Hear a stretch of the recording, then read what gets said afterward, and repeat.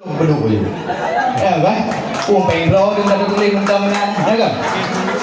Ya. Karena pembangunan yang lebih hebat ke pembangunan infrastruktur mungkin, pembangunan SDM, ya kan? Kunci sukses danyo manusia, terutama anak danyo dalam Al-Quran juga dua boh. Yang pertama iman, yang kedua ilmu, ya kan? Untuk dalam jiwa anak danyo, ya kan? Maka benar ajaran lagi rubah, benar iman, benar ilmu. Untuk tercapai iman kita, maka pelajang tanam buat jiwa anak danyo lebar perkara, lebar pendidikan.